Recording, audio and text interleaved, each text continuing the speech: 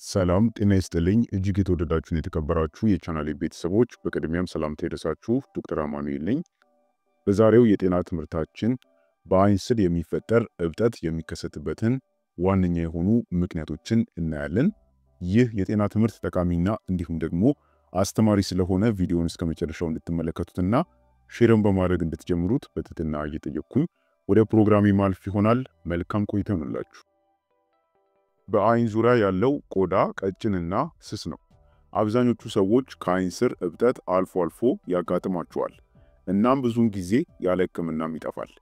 አንዳንድ ጊዜ ግን ከአይን ስር እብጠት የአይን ኢንፌክሽንን ወይም ደግሞ ሌላ መሰረታዊ የጤና ችግርን ሊያመለክት ይችላል።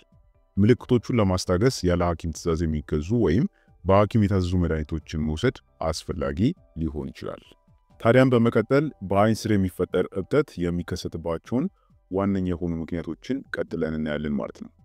አንደኛውና የመጀመሪያው ምክንያቱ ጨው ከመጠን በላይ መመገብ ነው፣ ወይም ደግሞ ጨው የበዛበትን ምግብ መመገብ ነው። ከመጠን በላይ ሶዲየም ሰውነታችን ውሃ እንዲይዝ ያደርጋል። ይህም ከመጠን ያለፈው ውሃ በፊታችንና በሰውነታችን ላይ እብጠትን ያስከትላል። ይህ በተለይ ጨዋማ ምግብ ከበሉ በኋላ ጠዋት ጠዋት የተለመደ ነው። በአይን ዙሪያ ያለው ስስ ቆዳ የማበጥ ዕድሉ ከፍ ያለ ነው። ይህ ከአይን ስር እብጠት ወይም ደግሞ ከረጢቶች እንዲፈጠሩ ያደርጋል። ነገር ግን ሰውነታችን ይህንን እብጠትና የአይን አካባቢ እብጠትን በተፈጥሮ ያስወግደዋል። ይህም ጥቂት ሰዓታት ወይም ደግሞ ከዛ በላይም ሊወስድ ይችላል። ስለሆነም ከአይን ስር የሚፈጠርን እብጠት ለመቀነስ በየቀኑ ከምንመገበው ምግብ ጨውን መቀነስ ያስፈልጋል። ጨው የተጨመረባቸውን የተቀነባበሩና የታሸጉ ምግቦችንም መቀነስ ያስፈልጋል። ሌላው ጨውን ለማስወገድ ብዙ ውሃ መጠጣትም ጠቃሚ ነው። ፖታሺየም የበዛባቸው ምግቦች መመገብ የጨውን መጠንን ለመቀነስ ይረዳል። ለምሳሌ ሙዝ፣ እርጎ እንዲሁም ደግሞ እንደ ድንች ያሉ ምግቦች ከፍተኛ የፖታሺየም ይዘት አላቸው። ሁለተኛ ለአይን ስር ማበጥ ምክንያት የሚሆነው ማልቀስ ነው። ከመጠን በላይ እንባ ማፍሰስ ማለት ነው። ማልቀስ በአይን ዙሪያ ፈሳሽ እንዲከማች በማድረግ ለአጭር ጊዜ የአይን ስር እብጠትን ያስከትላል።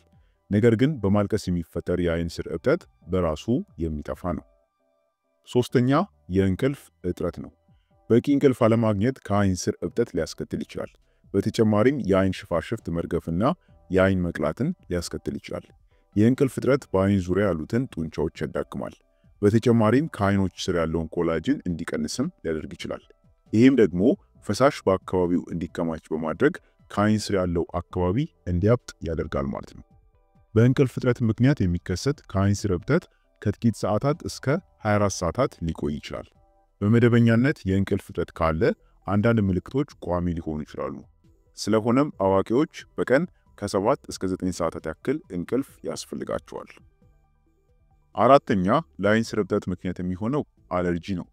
አለርጂ በሳይነስና በአይን ዙሪያ ፈሳሽ እንዲከማች ያደርጋል። ይህም ደግሞ ከአይን ስር እብጠትን ያስከትላል። አለርጂ በተጨማሪም የአይን መቅላት፣ ማሳከክና አይንም እንዲያለቅስም ሊያደርግ ይችላል።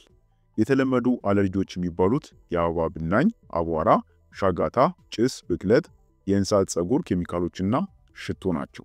አለርጂ የሚያስከትላቸው ምልክቶች ለመከላከል አለርጂን የሚቀሰቅሱ ነገሮችን በተቻለ መጠን ማስወገድ ያስፈልጋል። አምስተኛ የአይን ኢንፌክሽን ሲኖር ነው። የአይን ኢንፌክሽን በአንዱ ወይም ደግሞ በሁለቱም አይኖች ስር እብጠትን ያስከትላል። ኢንፌክሽኑ በአይን ውስጥ ወይም ደግሞ በአይን ሽፋሽፍት ላይ ሊሆን ይችላል። ኢንፌክሽኑና እብጠቱ ብዙውን ጊዜ መጀመሪያ ላይ በአንዱ አይን ላይ ይከሰታል። ነገር ግን በፍጥነት ወደ ሌላኛው አይን ሊሰራጭ ይችላል። ስለሆነም አይንን ከመነካካት ወይም ደግሞ ከማሸሸት መቆጠብ ያስፈልጋል። የአይን ኢንፌክሽን ብዙ ጊዜ በአንድ ሳምንት ውስጥ ይድናል። ስድስተኛ ለአይን እብጠት ወይም ለአይን ስር እብጠት ምክንያት የሚሆነው ማጨስ ነው። ሲጋራ፣ ሺሻ ወይም ደግሞ የሲጋራ ጭስ አይንን ሊያስቆጣ ይችላል። በተጨማሪም ሁለተኛ ደረጃ አጫሽ መሆንም አለርጂን ሊፈጠር ይችላል። ሁለተኛ ደረጃ አጫሽ መሆን ማለት የሲጋራ ጭስን ማሽተት ወይም ደግሞ ጭሱ እኛ ላይ ሲደርስ ማለት ነው። በቀጥታ ሳናጭስ ነገር ግን ጭሱ እኛ ላይ የሚደርስ ከሆነ እኛ ሁለተኛ አጫሽ ነው የምንባለው። ይህም ደግሞ ታዲያ አይኖችን እንዲያለቅሱ በማድረግ ከአይን ስር እብጠትን ያስከትላል ማለት ነው። የአይን እብጠትና ሌሎች ምልክቶችን ለመከላከል ማጨስን ማቆምና እንዲሁም ደግሞ ከሲጋራ ጭስ መራቅም ያስፈልጋል። ሰባተኛ የእንባ ቱቦ መዘጋት ነው። የእንባ ቱቦዎች እንባንና ተፈጥሯዊ የአይን ፈሳሽን ያደርጋሉ። ከተዘጉ ፈሳሹ በአይን ዙሪያ ሊከማች ይችላል። ይህም ደግሞ ከአይን ስር እብጠትን ሊያስከትል ይችላል ማለት ነው። የእንባ ቱቦ መዘጋት በጨቅላ ህጻናት ላይ የተለመደ ቢሆንም በልጆችና በአዋቂዎች ላይም ሊከሰት ይችላል።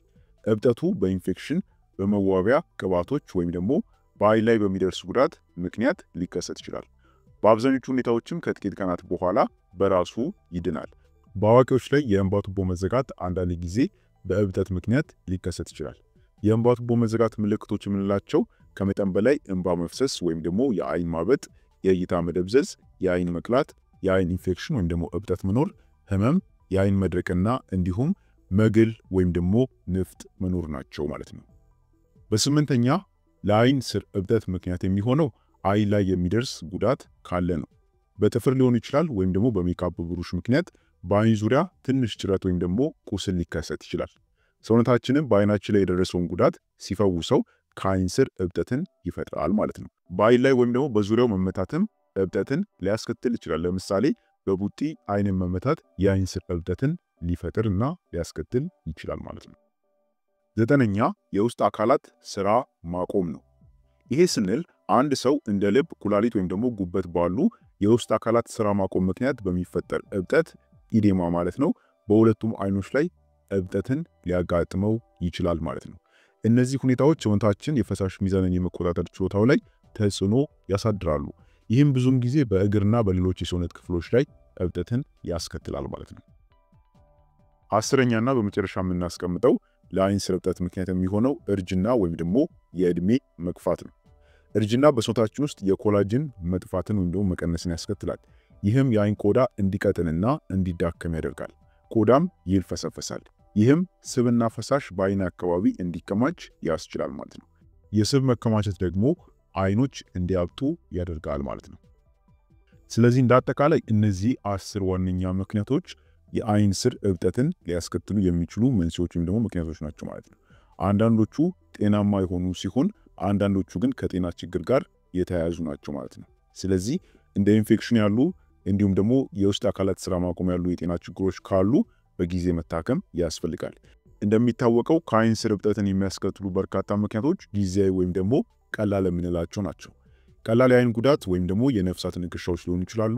የብጉር አይነቶችና አይንን ከመጠን በላይ በማሻሸት የሚመጡ እብጠቶች በቤት ውስጥ በሚደረጉ ህክምናዎች ሊጠፉ ይችላሉ። በአለርጂ ምክንያት የሚከሰት የአይን ስር እብጠት ያለ ሐኪም ማዘዣ በሚገኙ አንቲ ሂስታሚኖች በሚባሉ መድኃኒቶች ይድናል። ይሁን እንጂ የኢንፌክሽን ምልክቶች ወይም እንደ ህመም፣ እብጠት ወይም ደግሞ መግል የመሳሰሉ ከባድ ጉዳቶች ካሉ ወዲያውኑ ህክምና ማድረግ ያስፈልጋል።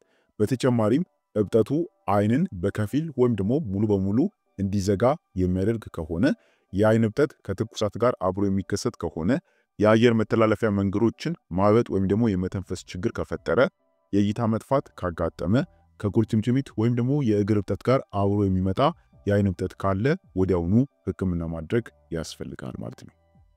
ስለሆነም ክቡራን ቤተሰቦች ለዛሬ ነበረን የጤና ትምህርት ይህን ይመስል ነበር። አይሆፕ ጠቃሚና በጣም አስፈላጊ የሆነ የጤና መረጃ ነው። ሁላችሁንም ሊጠቅምና ሊያስተምር የሚችል ስለሆነ ቪዲዮን ሼር አድርጉት፣ ሌሎችም እንዲማሩበት፣ ሌሎች ጋም ተደራሽ እንዲሆን ስለሚረዳን ማለት ነው። ለዛሬ በዚህ ብቃን። በቀጣይ በሌላ የጤና ትምህርት የምንገናኝ ይሆናል። እስከዛው ቸር ሰንብቱ።